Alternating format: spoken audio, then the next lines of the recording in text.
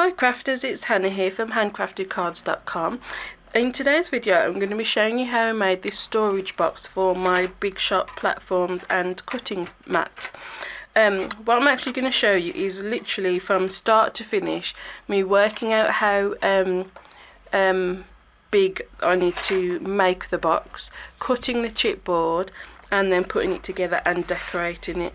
So it's literally going to be every single thing I did to make this little storage box, and then this will just fit next to where I've got my big shot, so it will stop them from falling all over the place. So if that's something that you need for your plates, then keep watching, and if you're new to my channel then please consider subscribing, because I do have new videos every Monday, Wednesday and Saturday. So let's get started. Okay, so I wanted a way to store my plates and cutting platforms for the big shot, because I've got not a lot of space and my big shot is on the shelf just next to me, and these are usually stood up next to him on the shelf, but of course as soon as I take one the rest fall over. When I take my big shot out they all fall, so I wanted something that I could stand them in this way, and then so when I move my big shot, if I take a plate out they're not just going to fall all over the place. So that's what we're going to be doing today. Also what we're going to be doing is I haven't measured this or prepped it or anything as per usual, but the reason is the last time I made something with chipboard, and it was the it's just here, the envelope mini album, the covers for this were chipboard and I wrapped it, but I didn't actually show in the video how I cut the chipboard, and I don't know why I didn't even think of it, because it was only afterwards when my mum was copying it using the tutorial, she was like, oh, how did you cut the chipboard?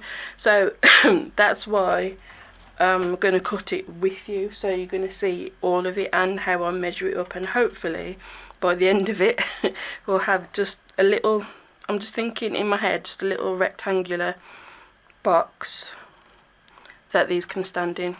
So that is the plan. So I'm going to go off the biggest platform, which is this one. So that is 10 inches long. So I'm just going to note that down. So it needs to be at least another ½ inch either side. So it's going to be a rectangle like that. I don't know if you can see. So that's going to be 11 inches that way. And when they're all stacked up like so, that is just under 3 inches. Well, it's 2½ inches, so I should probably go with 3 just in case I get some more plates in there. So it's going to be 3, and then depth wise, what you can't see, sorry, depth wise I probably only want it to come up to about halfway. So that's going to be, I'm just measuring it, about 3 inches as well. So it needs to be 3 by 3 by 3, if that makes sense. So move those to the side. I'm going to need, this is how I plan, I'm going to need a piece for the base, and then those two sides, and then those sides there. So that's what we're going to make today. So as I said, it needs to be 11 that way, 3 that way, and then this will then need to be 3 by 3. Is that right?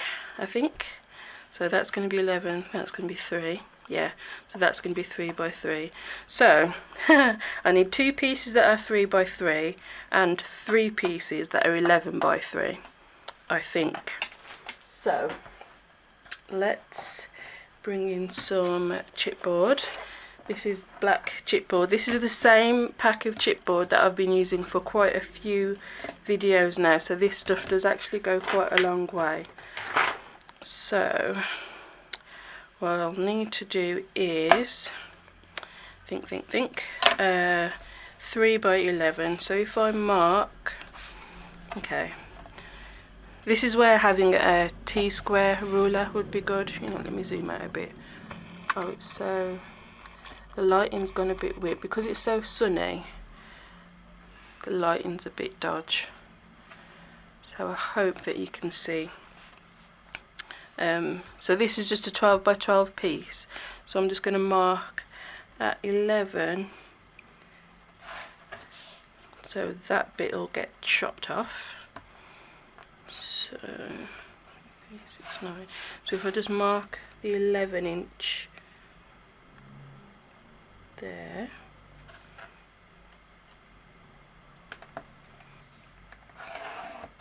And then I need 3 by 3 by 3. Okay. So then if I turn this, and then I can mark, so it's going to be 3, 6, 9. And if I go from there and mark every 3, and then do the same at this end. I'll do about there. Then 3, 6, 9, and then draw those lines in.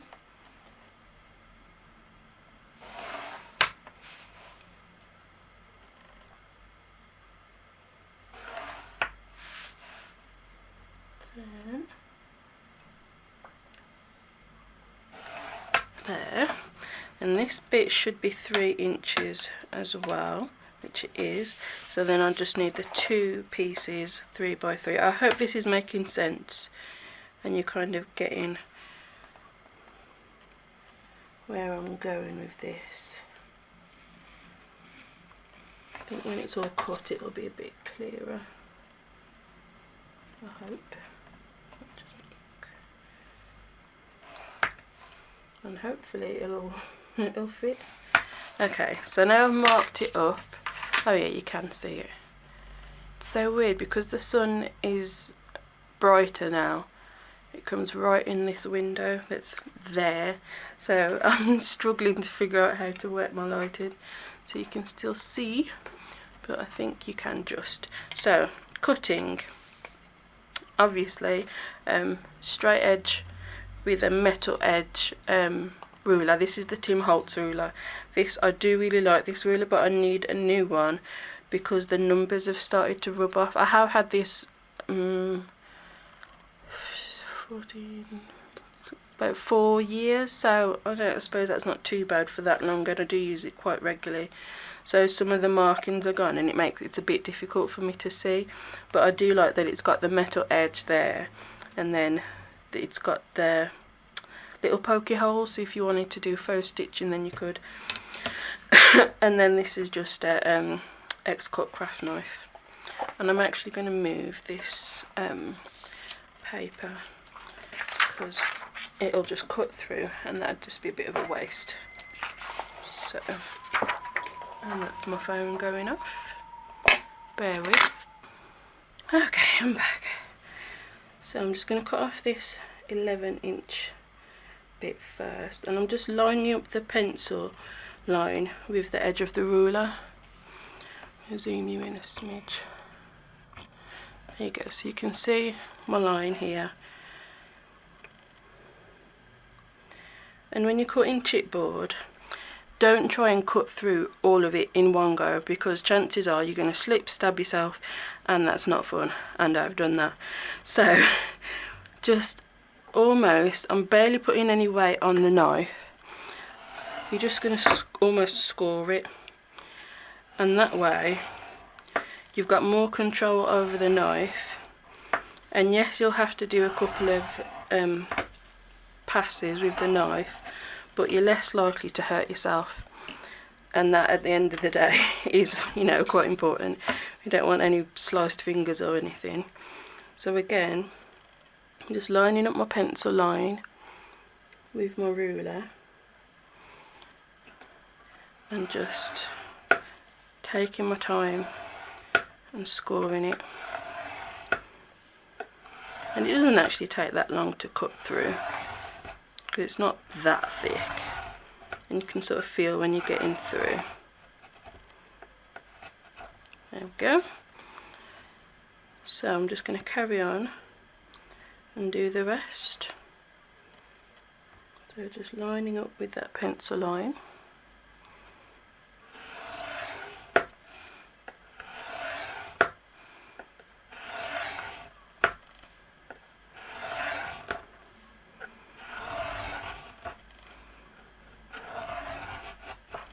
Okay, so I'm just going to do the rest and be right back. Okay, so we've got our pieces of chipboard cut, and this is what it's going to look like. We need to put them together. So I've got some strips of basic black, and I've got 2 that are 11 inches by 2 inches scored at 1 inch, and then 6 that are 3 by 2, and they're scored at 1 inch as well. So these are what we're going to use to put the box together. So you've seen me do on other boxes, I've put the strips on the inside as well. I don't think I'm going to bother with this one because of where I'm actually going to put it. You're really not going to see the inside, so I'm not too fussed about what the inside is going to look like. But if you did want to, you would just need to double the amount of strips that you've got, and it should hold together because it is literally, it's just something to stand them in. It doesn't, I mean, I'm going to decorate it, but it doesn't have to be pretty. It needs to be more functional. So I'm actually being a bit practical, can you believe it? So we'll start by putting the bottom pieces together. So one of your long strips, you're going to put your tape along the long edge and up to that score line, but not over it, because I'm not putting a piece on the inside. I'm just making sure that this one is stuck down really well. Can you even see what I'm doing? Sorry, I'm so off camera.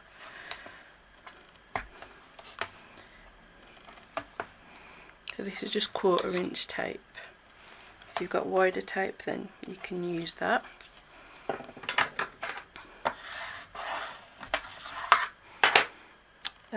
Pokey tool.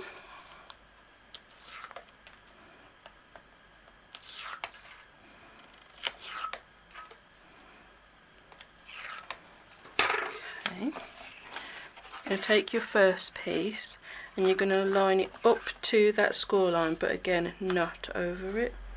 So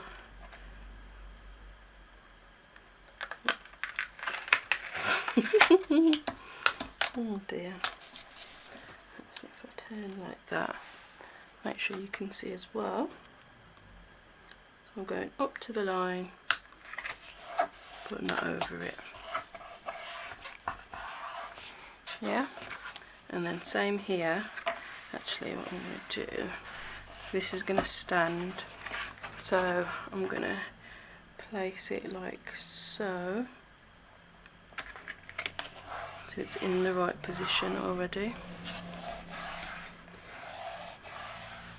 And you've got your spacing right. If it's already where it's going to end up, then you know your spacing is going to be right. Okay. Whoa. So again, tape on the long edge,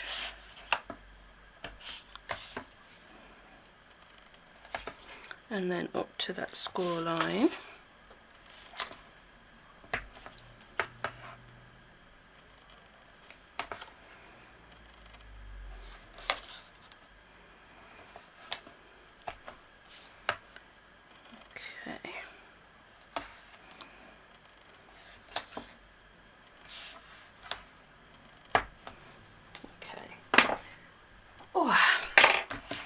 Then just give that a burnish. And oh my gosh, I've gone hot. It's warm in this room today. So, take off the tape backing. Maybe not flushes. And I'm going to stick this one down first, up to that score line.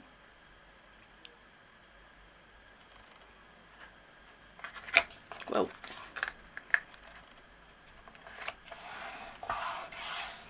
and again, bend it up so it's in the right position, and then bring this one in.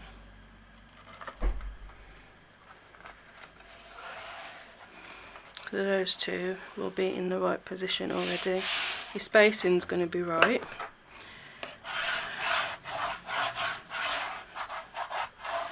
And then just give it a really good burnish. Okie dokie. So that's the base and the sides. Now for the little sides, they're going to go here. I'm going to add all the tabs to this piece first. So you're going to have one there, one there, one there, one there, one there, and there. So I'm not going to make you sit and watch me do all of these, but I'm going to put the tape on all of it. Well,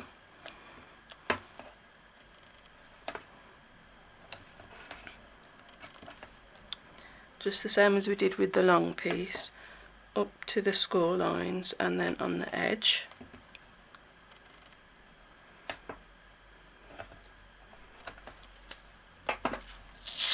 Ooh. Tape's too good. Then I'm gonna just take the tape backing off half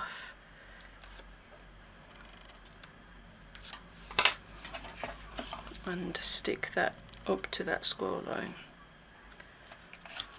like that. So I'm just going to do that for the rest of them and then be back to show you the next bit.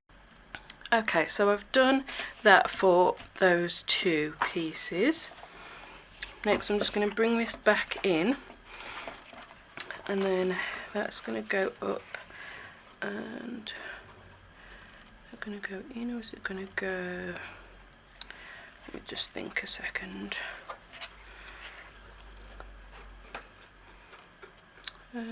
Yeah, that's fine. Just making sure that it's all lining up. So I again hold this up in the upright position and then bring the base in. Then it should be where I want it. And then I'm going to flip it around and do the same with the other side. You know what, let me just put on another light because it is looking kind of dark. Oh, there we go. Let me zoom out a smidge. There we go. Okay, so this side, standing it up, and I'm bringing the base up to it and then laying it down.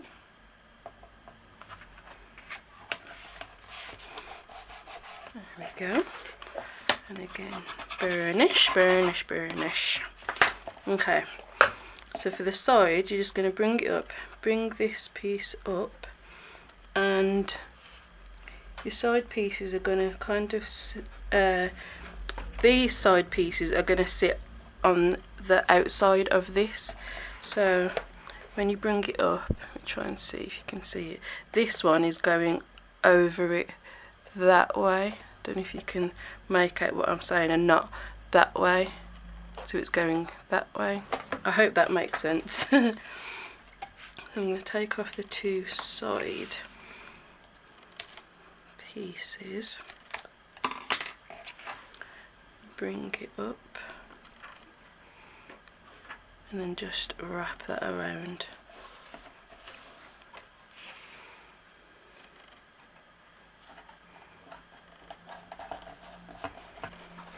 And then if you put it down that way, then you can give it a press.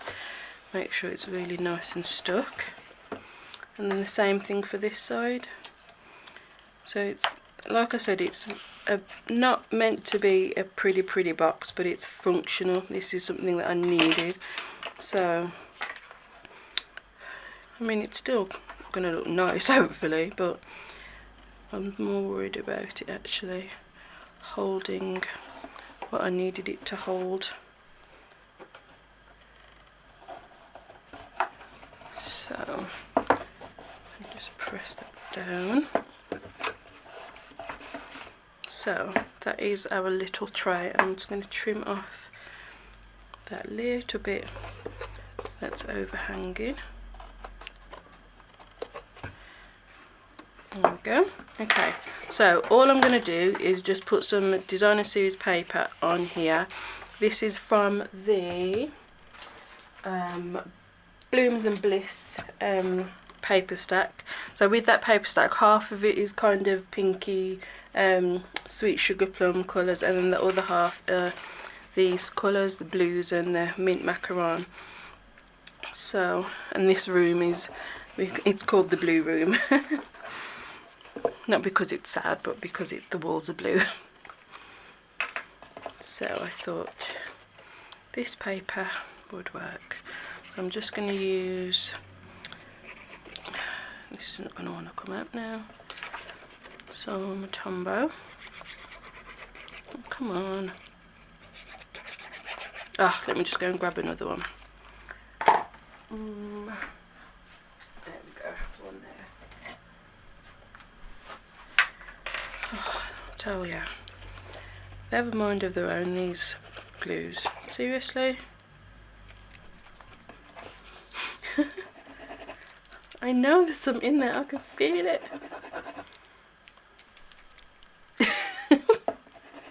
Oh, come on.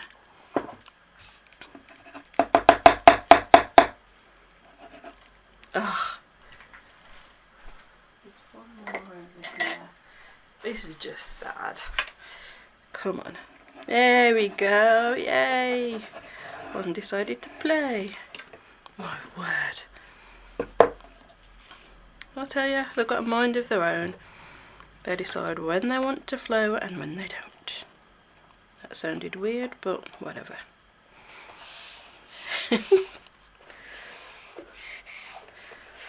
So that's that side.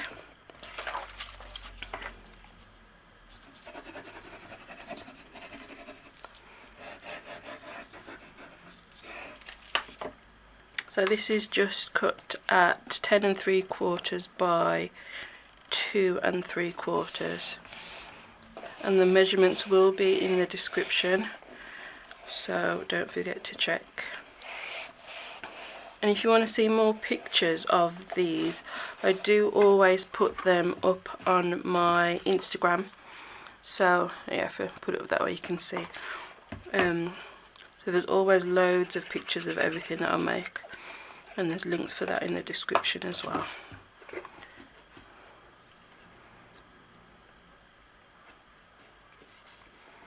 You could wrap the edges if you wanted to, like we did with the die storage box. You could wrap your edges, make it a little bit prettier, but for this one I'm not bothered. I'm quite happy it looking a little bit rough and rugged. So that is our little tray. Now let's see if everything fits. Hopefully it will. If my measurements are right, we'll see. So these are all of my dies, plates. Yay! It fits and it stands up, awesome. So this will just slot next to where my big shot is, and I'll try and get a picture so you can sort of see the space that I'm talking about. But that's what it looks like. So yay!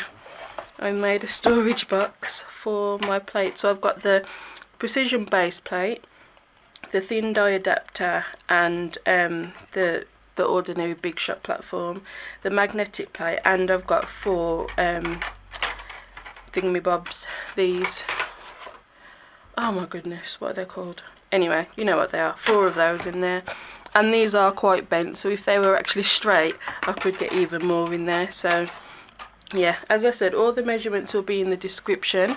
If you need any of the well, what have I used, paper and a bit of cardstock, there'll be links for all of that in the description, and also for the chipboard that I use, there'll be links there. So if you want to get that, then just click on the link. And the chipboard I get it from Amazon, so there'll be a link to that that'll go over to Amazon, and then the paper and the cardstock that'll go over to my online shop. So yeah, there you go, that is it for this video. It's a bit of a long one. I hope that you found it useful, and yeah, let me know how you store your big shot plates and everything, because the space that I have, they had to be vertical, so they fell all over the place. So I'd love to know actually how you store yours. So leave me comments in the description. Leave me comments below, and all the information needed will be in the description. Thanks very much for watching. Thank you for liking, commenting and subscribing, and I'll see you in the next video. Bye.